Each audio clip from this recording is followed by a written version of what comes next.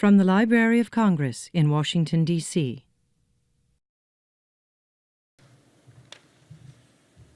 Good afternoon. I'm Patrick Anderson. I review fiction for the Washington Post, and I have the pleasure this afternoon of introducing our next speaker, Justin Cronin. I'll try to be brief because I suspect most of you are already fans of his Passage Trilogy. But here are a few basic facts. Justin was born near Boston, attended Harvard and the Iowa Writers Workshop, then taught writing and literature at LaSalle University in Philadelphia, and then at Rice University in Houston, where he and his family still live. In 2001 and 2004, Justin published two fine novels, Marion O'Neill and The Summer Guest, that won admiring reviews, won some prizes, and then quietly expired the way most literary novels do. Then a few years later, Justin was talking to his 8-year-old daughter, who gave him the idea for writing a very different sort of novel. I hope he'll tell you the full story because it's a wonderful story. But I'll just say that his daughter's idea led to his great trilogy of The Passage, The 12, and The City of Mirrors. It also led to what I will discreetly call seven-figure sales of both his trilogy and the movie rights. Someone said that this story has caused countless American novelists to follow their children around saying, "Sweetheart, have you thought up a really good idea for me yet?" But the truth is that the vast majority of writers, if we were given the best idea in the world, would not bring it off with the incredible imagination and the literary skill that Justin brought to his trilogy. His books may begin as science fiction, but they transcend genre and are simply great American novels. It's a great pleasure to introduce Justin Cronin.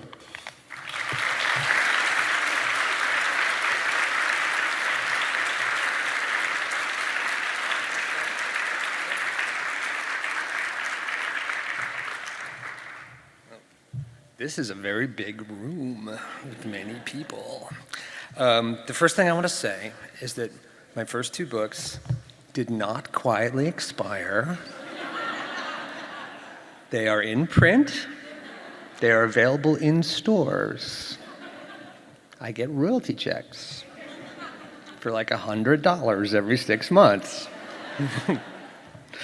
The story of my daughter is kind of an interesting one. It's usually a good place to start because, sorry, that was my Marco Rubio moment. Because I'm very lucky. I mean, I was working on another book, and it wasn't going particularly well. This is in 2005, and my daughter did indeed come to me and expressed the fear, the deep concern. She was 8. That my books were boring.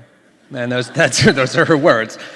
Which, again, she had not read them. She was 8, but she had looked at the covers and read the flaps, and they didn't seem so promising to her. So I said, that's fine. What should I write about? And she said, I should write a story about a girl who saves the world, which, of course, I think she just pulled it off the top of her head. I mean, it struck me as a little ambitious too. Like maybe I should write something about the girl who saves Westchester or something. But I said, great, I'll do that, but you have to help me. And so we spent 90 days together.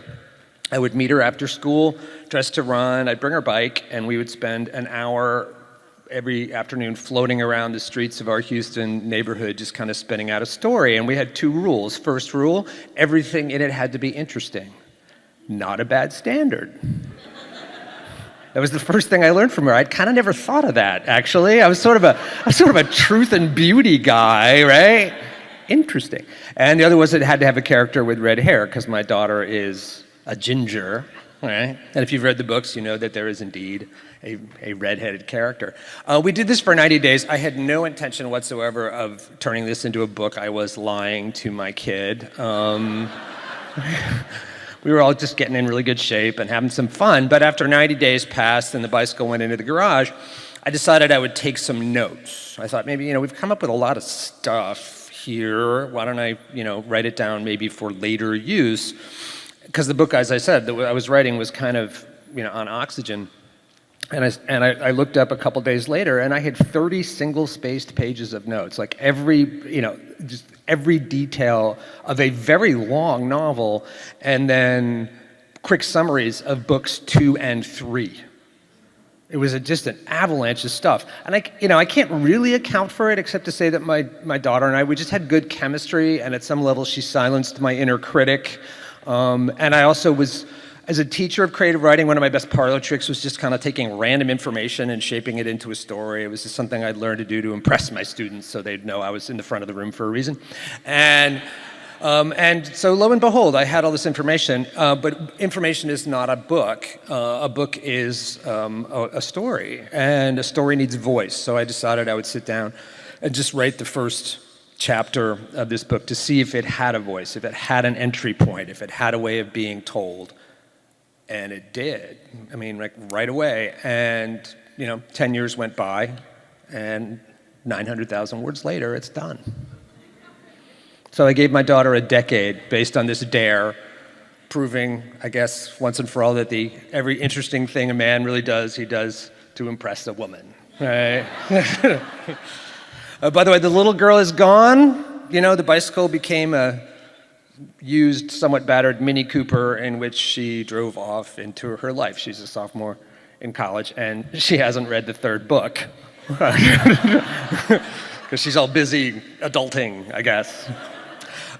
So what I like to do with events like this, any event really, is I just freestyle. I have no canned spiel. What I like to do is read a little bit of the book because it's fun to read and nice to be read to. It's not a very long excerpt, but I think it's an excerpt that sort of captures what the book is like at some level. And then I turn it over to the room for questions, right? It's, like I said, I don't have anything to tell you that I want to tell you. I want to know what you're interested in. So that sometimes creates an awkward moment when I say, are there any questions? And nobody does anything because they don't want to be the first. So I used to say that the first person would get a Christmas card from me, but we don't do Christmas cards anymore because nobody does. We didn't get any last year. So what I can offer you is my love and admiration. All right, so think of a question. All right, I'm going to read a little bit. Another Marco Rubio moment. Each of the books, as those of you who've read them, which I hope is some of you, or many of you, or all of you, that'd be great, spend some time in what I call the here and now. It's not quite the present, there's some changes made to the world, but I think of it as the here and now. In the first book, that's the story of Wolgast and Amy, the kind of father-daughter story where the whole thing began, because of course this was made up by a father and a daughter. The second book it's the story of Danny and Kittredge and April and the bus. In this book, I had a very specific requirement, which was, of course, I had to tell the story of the Oz behind the curtain, which is Fanning, the first person infected. What I decided to do was to do the one thing I actually hadn't done. I mean, I felt like I'd used everything in my toolbox writing this trilogy, but I hadn't let a character truly speak for themselves. So what I decided to do was I was going to let Fanning tell his own story, which I confess I enjoyed immensely. And when people ask me what character I feel closest to, who is maybe the most like me, I'm sorry to say that except for the whole destroying the world thing, it would have to be this guy. So I'm going to just read a few pages of his opening remarks. Behind every great hatred is a love story. For I am a man who has known and tasted love. I say, a man, because that is how I know myself. Look at me, and what do you see? Do I not take the form of a man? Do I not feel as you do, suffer as you do, love as you do, mourn as you do? What is the essence of a man if not these things? In life, I was a scientist called Fanning Timothy J., holder of the Eloise Armstrong Distinguished Chair in Biochemical Sciences, Columbia University. I was known and respected, a figure of my times. My opinions were sought on many subjects. I walked the hallways of my profession with my head held high. I was a man of connections. I shook hands, kissed cheeks, made friends, took lovers. Fortune and treasure flowed my way. I supped at the flower of the modern world. City apartments, country houses, sleek automobiles, good wine, all of these were things I had. I dined in fine restaurants. I slept in upscale hotels. My passport was fat with visas. Thrice I wooed and thrice I wed, and although these unions came to naught, each was, in its final measure, no matter of regret. I worked and rested, danced and wept, hoped and remembered, even from time to time prayed. I lived, in sum, a life. Then, in a jungle in Bolivia, I died. You will know me as Zero. Such is the name that history has bestowed upon me. Zero, the destroyer, great devourer of the world. That this history shall never be written is a circumstance of ontological debate. What becomes of the past when there is no man to record it? I died and then was brought to life, the oldest tale there is. I arose from the dead, and what did I behold? I was in a room of the bluest light, pure blue, cerulean blue, the blue the sky would be if it were married to the sea. My arms, my legs, even my head were bound. I was a captive in that place. Scattered images lit my mind, flashes of light and color that refused to gather into meaning. My body was humming. That is the only word. I was to learn that I had just emerged from the final stages of my transformation. I had yet to see my body, of course, being inside it. Tim, can you hear me? It was a voice coming from everywhere and nowhere. Was I dead? Was this the voice of God addressing me? Perhaps the life I'd lived had not been so worthy and things had gone the other way. Tim, if you can hear me, lift a hand. This did not seem too much for God, for any God, to ask. That's it. Now the other one. Excellent. Well done, Tim. You know this voice, I said to myself. You are not dead. It is the voice of a human being, like you. A man who calls you by name, who says, well done. That's it, Tim. Just breathe. You're doing fine. The nature of my situation was becoming more clear. I had been ill in some manner. Perhaps I had suffered seizures. That would explain the restraints. I could not yet recall the circumstances, how I had come to be in this place. The voice, I thought, was the key. If I could identify its owner, all would be revealed. Tim, I'm going to undo the straps now. I felt a release of pressure, triggered by some remote mechanism. My bindings surrendered their hold. Can you sit up, Tim? Can you do that for me? It was also true that whatever my ailment was, the worst had passed. I did not feel ill, quite the contrary. The humming sensation, which originated in my chest, had enlarged to an orchestral, whole-body vibrato, as if all the molecules of my anatomy were playing a single note. The sensation was deeply, almost sexually pleasurable. My loins, the tips of my toes, even the roots of my hair, never had I experienced anything so exquisite. I heard a second voice, deeper than the first. Dr. Fanning, I'm Colonel Sykes. Sykes? Did I know a man named Sykes? Can you hear us, Dr. Fanning? Do you know where you are? A hole had opened inside me. Not a hole, a maw. I was hungry, deeply, madly hungry. Mine was the appetite not of a human being, but of an animal. A hunger of claws and teeth, of burrowing in, of soft flesh beneath the jaws, hot juices exploding on the palate. Tim, you've got us pretty worried in here. Talk to us, buddy. And just like that, the gates of memory opened, releasing a flood. The rainforest with its steamy air and dense green canopy full of hooting animals, the stickiness of my skin and the swarm of insects around my face, the soldiers scanning the trees with their rifles as we walked, their faces streaked with jungle paint, the statues, man-like figures of monstrous form, warning us away even as they called us forward, summoning us deeper into the heart of that vile place, the bats. They'd come at night, swarming our encampment. Bats by the hundreds, the thousands, the 10,000s, a flapping multitude. They blotted out the heavens. They took the sky by storm. The gates of hell had opened, and this was its disgorgement, its black vomitus. They seemed not to fly, but to swim, moving in organized waves like a school of airborne fish. They fell upon us, all wings and teeth and vicious little squeaks of joy. I remembered the shots, the screams. I was in a place of blue light and a voice that knew my name, but in my mind, I was running for the river. I saw a woman writhing on the banks. Her name was Claudia. She was one of us.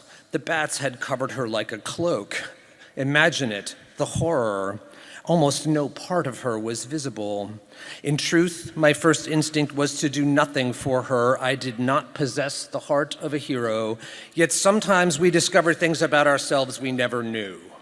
I took 2 great leaps and tackled her, sending the 2 of us plunging into the fetid jungle water. I felt the hot stab of the bat's teeth in the flesh of my arms and neck. The water around us boiled with blood. Such was their fury that even the water did not deter them. The bats would feed upon us even as they drowned. I locked Claudia's neck in my elbow and dove down. Although I knew this would come to nothing, the woman was already dead. I remembered all of these things, and then one more. I remembered a man's face. It hovered above me, framed by jungle sky. I was insensate, burning with fever. The air around me throbbed with the din of the helicopter's blades. The man was yelling something. I tried to focus on his mouth. It was alive, he was saying. My friend Jonas Lear was saying, it was alive, it was alive, it was alive. I lifted my head and looked. My room was barren, like a cell. On the wide wall across from me, a dark window showed my reflection, and I saw what I'd become. I did not rise. I launched. I rocketed across the room and hit the window with a thud.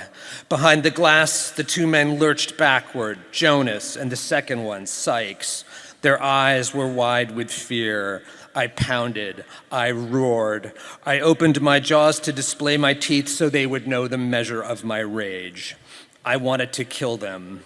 No, not kill. Kill is too dull a word for that which I desired. I wanted to annihilate them. I wanted to tear them limb from limb. I wanted to crack their bones and bury my face in the wet remains. I wanted to reach inside their chests and yank out their hearts and devour the bloody meat as the last stray current twitched the muscle, and I wanted to watch their faces as they died. They were yelling, screaming. I was not what they had bargained for. The glass was bowing, shuddering under my blows. A blast of white-hot brightness engulfed the room. I felt as if I had been shot by 100 arrows. I stumbled backward, fell curling to the floor. A clattering of gears above, and with a bang, the bars fell, sealing me away. Tim, I'm sorry. This was never my intention. Forgive me. Forgive me. Perhaps Jonas was sorry. It made no difference. Even then, huddled on the floor, I knew that their advantage was temporary. It held no weight. The walls of my prison could not help but eventually yield to my power. I was the dark flower of mankind, ordained since time's beginning to destroy a world that had no God to love it. There you go.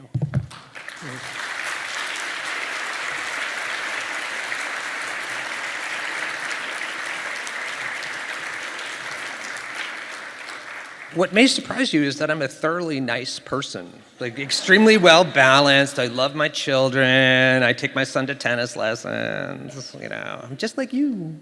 All right, so are we at the question moment? Are we at the question moment? Okay, how are we going to organize this? People come up to the microphone?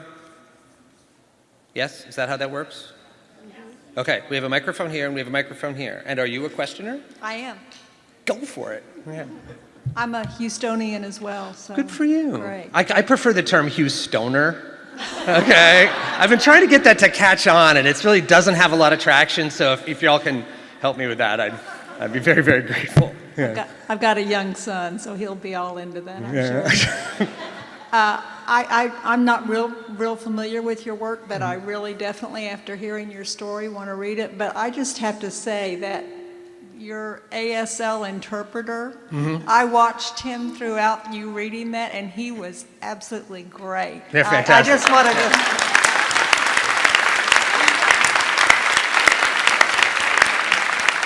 You need to travel with him, or he needs to travel with you. Right on. Sir. So officially I'm the first question, so I guess love and admiration. Love and admiration upon you, All my right. friend. So I guess... See me after. Yeah. And then it all got weird. So maybe two questions. First, in the first book, I thought it was very innovative, the story you told the part in Bolivia via the emails. Mm-hmm. And I was wondering, what made you do that? I thought it was a great way to do it. Yeah. I mean, I wanted to bring other forms of presentation into the book because I thought it would be interesting. But it was also a lot of fun. And the emails essentially are an epistolary. It's a one-sided epistolary. And I've always liked that form of the novel, a novel made out of letters. And I wanted a lot of different things. I have journals, I have maps. At the end of the trilogy, I have a lot of illustrations, and I have the proceedings of an academic conference in the future. And the message there, of course, is that I'm sorry to report 1,000 years in the future, academic conferences will still be going on.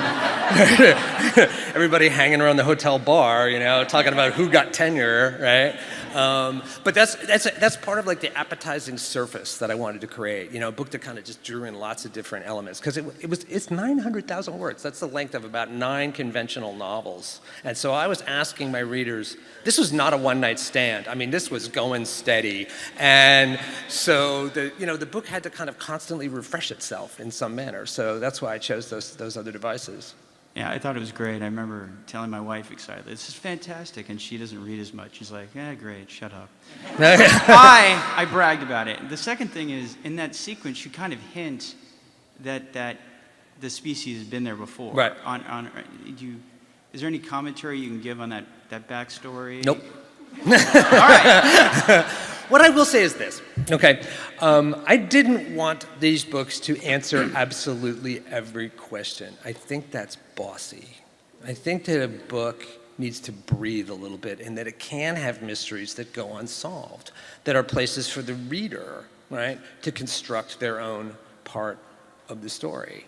And that said, not everything can fit into a story, even one as long as 900,000 words. There are things that don't quite fit in terms of the logic of how the story is being told. And I hear a lot from readers about certain parts of the story that they would like to know and that are not in the book. And so at some point, and I can't say exactly when, it's a couple books down the road probably, because I want to get out of Passage world for a little while, just to, refresh. But I'm going to write probably probably 2 books that have to do with some of these adjacent stories. The best example I can give you, for those of you who know this, is the story of the Colonel, right? Who remains an entirely mythological figure throughout the trilogy. And since the great project of the trilogy is to show you the reality behind legends, myths, even religions, the Colonel's story needs to be told. I just never had a way of doing it. It just never fit, right? So I think that answers your question. It does. So do I have something to look forward to in about 10 years that you're going to... 10 years? Whatever. I'm 10 years I'll be 64 years old. I can't predict what'll be going on then. Well, Probably a lot of napping. You know? I was just throwing out a number. Yeah. But is there a chance you'd tell that backstory? A chance. All right. Okay. I'll hold you. I have to move on. Young lady on the right. My right, your left. Hi.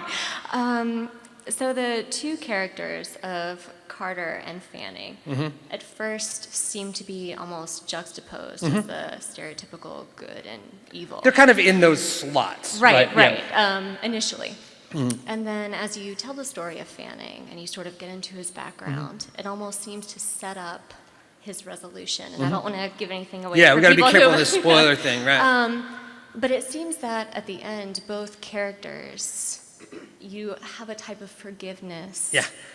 And I'm just wondering if for you, when you're writing the concept of forgiveness, of, intentions of actions and, understanding a person is important to you as a writer, who you fundamentally get to play God, and you are a very gracious one. Yeah. So I was just Well, curious. right. I hope God is gracious, whoever she is.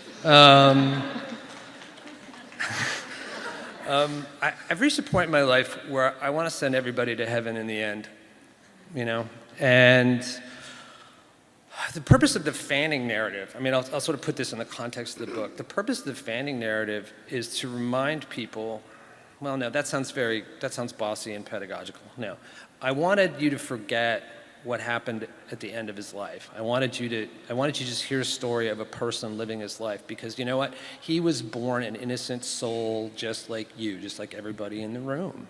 And, I'm not a believer in that some people are fated to be evil. I think everything just comes from human circumstances. And Fanning's circumstance, let me put it this way, only a broken heart could end the world, And that's the story I wanted to tell. And I believe that it's important when you write, if people are going to care about the outcome, if it's going to feel like, it has to feel like the real world. And in the real world, nobody is just one thing. If I was going to define a personality, I'd say it's a collection of your contradictions, right? Whatever they are. And so I think it's really important to shed some sunlight on the villain, whoever plays that role in a story, and throw some dirt onto the hero. Otherwise, they just don't seem real, right? And so the whole thing is of no importance, right? It's just puppets, right? And I didn't want to write a puppet show. Well, you did a wonderful job. Thank you. Thank you. Sir. I actually just finished reading The City of Mirrors. I'd been waiting like years for that book and years. Me too. And I just want to commend you on like what an amazing accomplishment those 3 books are together, and I cannot imagine the amount of planning and work that actually went into them. I'm a writer and editor myself, and so when I read books, I really take a lot of time to analyze how they're written. And look at the wires. I do the same thing. I can't read a book without seeing the wires. Yeah, and it's fantastic when you're reading something as well written as The City of Mirrors, this last one, and the question, the primary question that I had, I had so many questions, but one of the biggest questions that I have in terms of the writing of the book, once I had finished it, was you have 3 humongous set pieces that sort of like conclude the entire trilogy. You mean like action set pieces? Yeah, right. Yeah. It's Kerrville, the ship, and yeah, we all know. Okay. So yes, large action set pieces. They rival anything in like the Lord of the Rings trilogy, and I just wanted to I wonder if you could talk about like the level. I just imagine you like creating maps and like diagrams and all sorts of things, and just keeping track of all of the characters, what they're happening when these set pieces are going down. How did you do that, and how long did it take? It took a long time. That's the part of the writing process that I definitely like the least, right? Which is the part that feels like a question on the LSAT. Right? You know, there's like, you got 3 canoes, and Barney will go with Wilma on a Tuesday, and right? I mean, these massive logical problems, right? And keeping track of all this information, you know, you can have maps and graphs and so on, and I do that sometimes, but for the most part, you kind of have to hold it in your head, because as somebody just pointed out, you are the story's local god. And as a consequence, it's not just information that you need to manage, which is time, space, and action, the old Aristotelian stuff. You also have to manage the rhetoric with which this unfolds. And that's actually the hardest thing to do, is to manage this information with language, right? In the second book, the section, The Field, right, which is one of the opening sections. A group of families are massacred essentially on a picnic outing, right? And it's a lot of characters, and 11 families, and then some other individuals. And the one thing I do for action sequences, this was the thing I had to learn to do. Like the other sort of, personal relationships stuff, I'd done that in 2 books, so I felt pretty confident doing that. But writing large action set pieces was something I had never done, and I didn't see that many sturdy analogs for it in other books. Like I'd invariably been kind of disappointed by them, right? And so I had to learn how to manage this stuff. And what I did is I actually looked at movies as a way that do a better job in some ways of managing that information, because what they do is they use a kind of temporary omniscience to do it. This is total writer nerd stuff. I apologize, okay, right? But what I'll say is I had to learn how to do this. When I wrote The Field, I did indeed draw a big picture, and I so I knew where everybody was at the big moment, and what the distances were, how the shadows would fall, and all of that, so that when I actually rendered it on the page, it made intrinsic sense. It would take somebody this many seconds to run here. This is happening here, this is happening here 5 seconds later. I mean, I really wanted it to work. And as a consequence, it was completely observant of the reality of that moment, even though not all of it came up, right? Many characters were kind of unaccounted for. Their specific experience was not in the story. But I needed to know what it was in order for the part that I did include to make sense, because like I said, for better or worse, I was the story's local god. Right. Yeah. I gotta move on. Sure. Yeah, I think we have 10 minutes left, so I want to make sure I get to some more folks. I haven't read City Mirrors yet. It's on my pile, I swear. I just wanted to have you embellish a little bit on the story of how the story of the Passage came into being with your daughter, because one of the things that struck me about the Passage was some of it is so horrifying and creepy and oogie. And how does that come out of an 8-year-old? Well, just don't call the social workers on me, is what I'd say. No, here's the thing.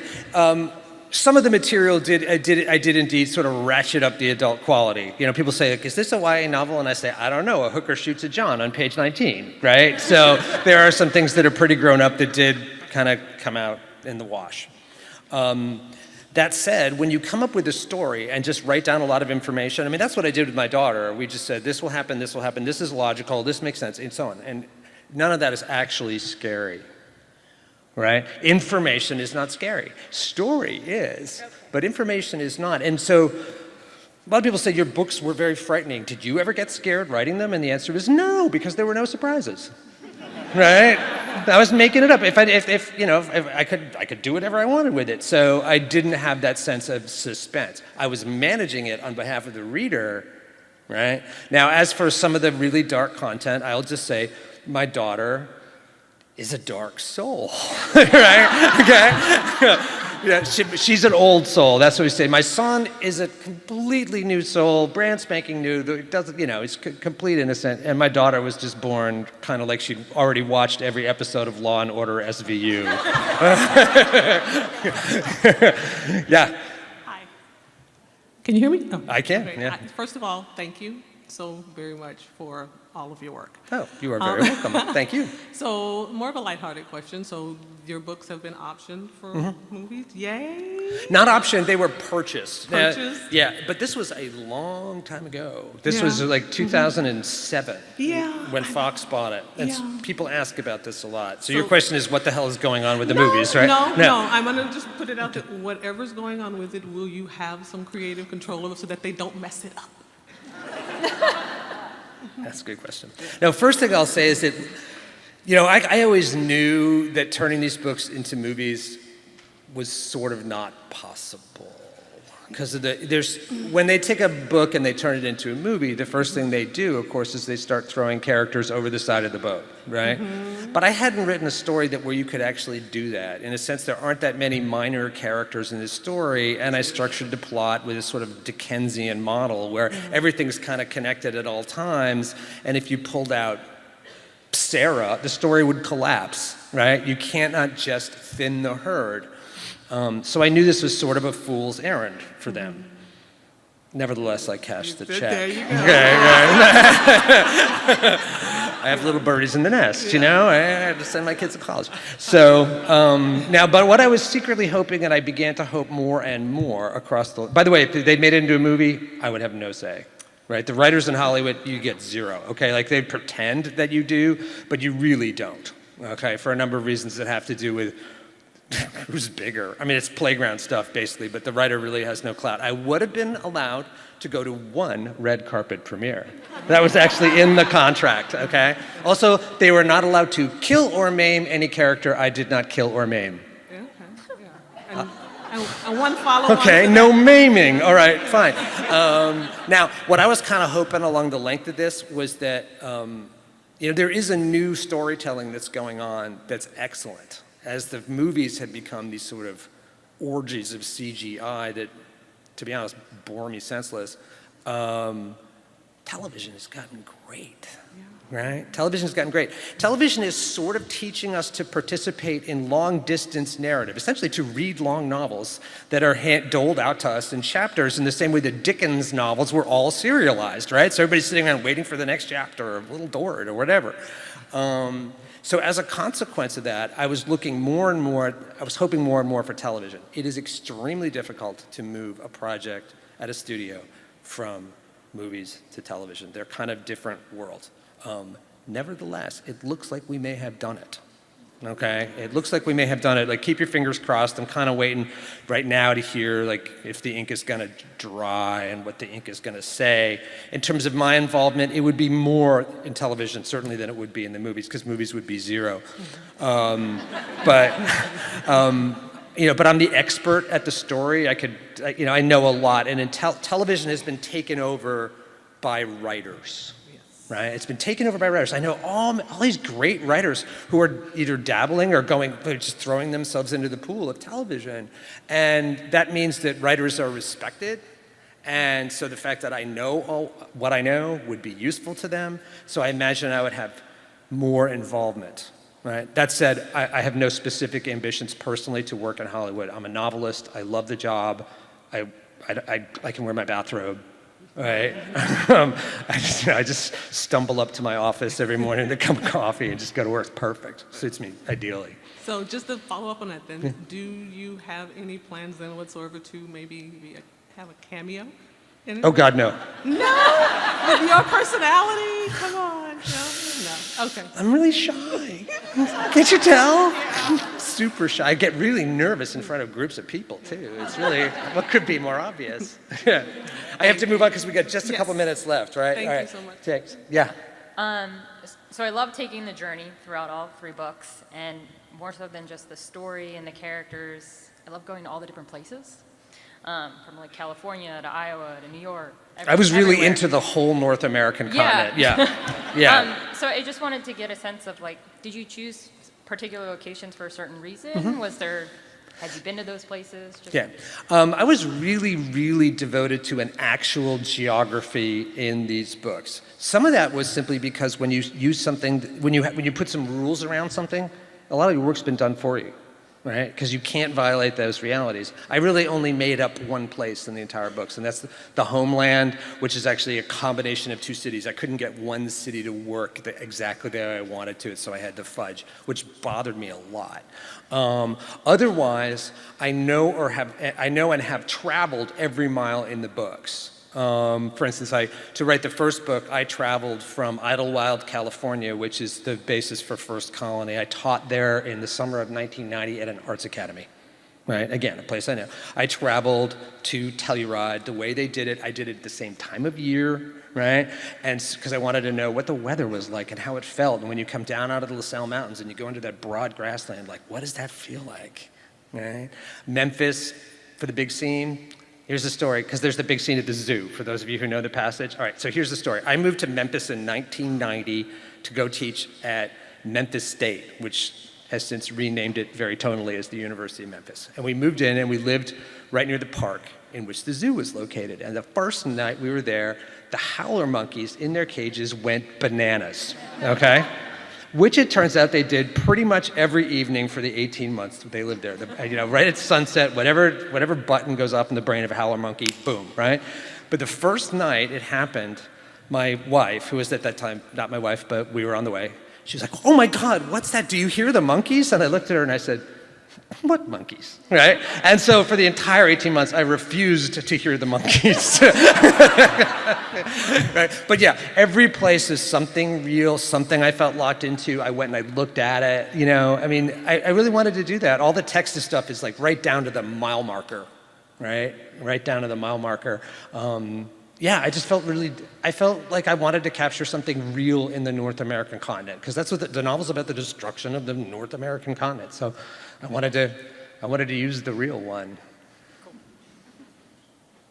I think that's it, right? Right? Terrific. Thank you all.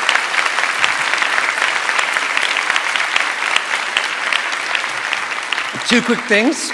I'm going to hang around and sign books. I'm a real chatty Cathy in the line, so if you have other questions, I'll gladly answer them. And I believe Lauren Groff is next, right? Yeah, hang around for Lauren Groff, who's an amazing writer, great person, and I met her today, surprisingly tall. Who knew? Thanks so much. This has been a presentation of the Library of Congress. Visit us at loc.gov.